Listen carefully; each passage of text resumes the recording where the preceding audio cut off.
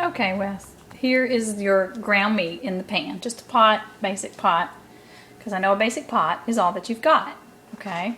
So, I'm cooking it in my basic pot.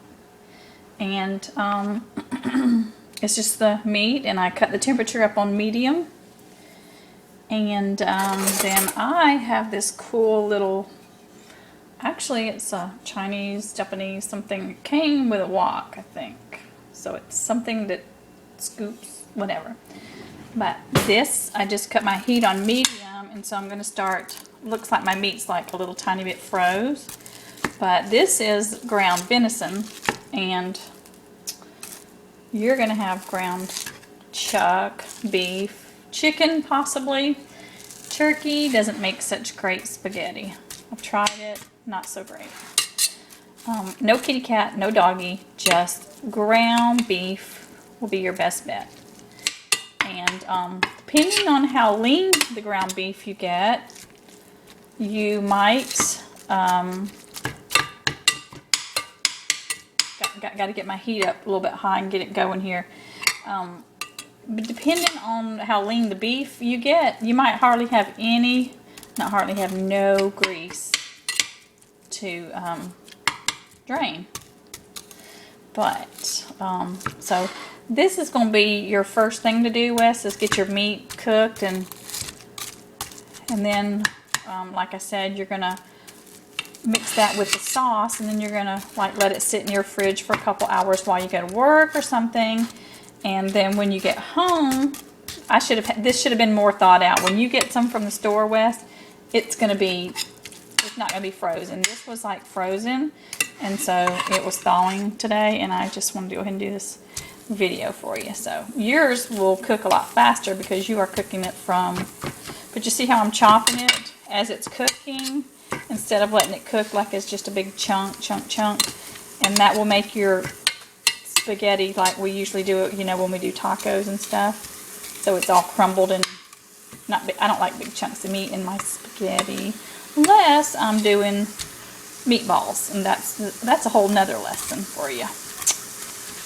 So you see what we're doing here.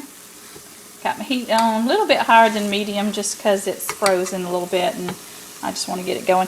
But it's real simple to brown ground beef, and if you can get if you can make tacos at home, I know it's a lot of things for you to have to go get, but tacos are amazing. And I'm putting a little bit of salt on it, Wes, and some pepper,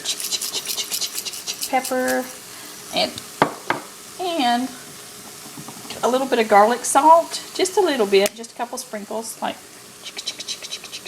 because it just smells better when it's cooking to have a little spicy, just a little garlic and salt and pepper taste to it, because just plain old meat cooking sometimes just doesn't smell so great. But if it smells rotten, it's rotten and you need to start over.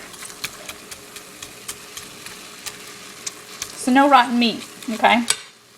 You should be able to get some fine ground beef over there where you are in that sweet little special place. And I'm sure someone can tell you what the good market to go to, but try to cook it within a day or two after you get it, because you don't want your meat to go bad in the fridge. You want it to be fresh and taste delicious. And so you see how it's starting to brown now? Brown, it's getting brown. And you just kind of keep working at it and flipping it, flip. And you can walk away for a minute or two, but I'm really famous for walking away too long sometimes and burning things. Ask Tommy, he'll tell you. And so I try to stay here with it. And you can be doing something else, you know, of course, while you're doing this. But anyway, so you see, that's how you ground your beef. It's real simple, but you can't have like you can't really just do it with a fork, or you need something like this. It's just pretty stiff little half spatula. I'm not really sure, honestly, what it is for, but something like this. Even a heavy duty big spoon would work fine for you, because like I say, your meat is not going to be frozen like this. And anyway, this is like a whole pound of meat here, and so That's going to make your spaghetti really meaty if you use like a regular, I believe it's like a 32-ounce jar of spaghetti sauce. Okay. So over here to the pantry. This is my favorite spaghetti sauce in the whole wide world. If you can get Parmesan and Romano ragu over there, that's the best. The best. Okay. And then you say you got your stinky cheese and your spaghetti noodles, and that is it, youngin'. Just try to be creative how you could do some garlic bread. If you can get some garlic and butter and a blowtorch. Sounds like that might be how you're going to have to make your garlic bread since you don't have an oven. Or another great way to do it, Wes, would be if you have like a little, like you've got a burner like this and you have like maybe a cast iron little skillet. You can butter 2 pieces of bread and just toast them on the skillet, kind of like we do grilled cheese. But your spaghetti is going to be so much more awesome if you have some kind of garlic bread or garlic sticks or something with them. And there may even be some microwavable ones out there. If you look in the freezer section, you might be able to get lucky and find some. But anyway, you see how this meat is cooking, and you don't really, I personally don't like, see how that's got big chunks like that, big chunks like that. I don't like my spaghetti having chunks like that.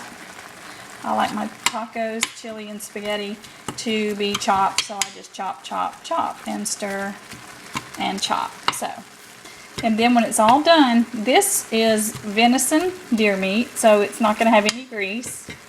You never have to drain the grease off of it. It's 100% pure protein and extremely, extremely healthy. So if you see a deer over there and you can kill it and get it gutted and processed and all that stuff, and wouldn't that just speak awesome? Okay. Anyway. So, seriously. Okay. Well, you see what I'm doing, and this would have already been well on its way to being very well cooked had I not had this big chunk of frozen meat in there. But you have to cook it when you're cooking it. Make sure there's no red meat left, and cook it. It may start to brown a little, but you have to be absolutely sure that you get it cooked. But remember too that you're going to be simmering it in a pot. If you could get a slow cooker, that would be awesome. But like an electric, like Mama's crock pot. But you could be simmering your sauce in that other pot with this meat. But like while you're at work, just on low, like a low simmer. But if not, just mix them up, let them simmer on the stove. After you've got your meat cooked, mix it with the sauce. You got to drain the grease off of it in the sink with running hot water over it so it'll go down the drain.